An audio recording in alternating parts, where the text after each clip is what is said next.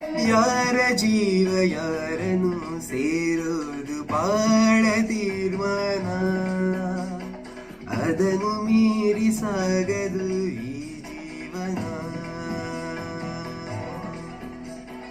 ಯಾರ ಹೆಜ್ಜೆ ಯಾರನ್ನು ಕಾಯೋದೆ ಸುಂದರ ಧ್ಯಾನ, ಹೃದಯ ತೆರೆದು ಕೂರಲಿ ನಿನ್ನಿ ಮನ.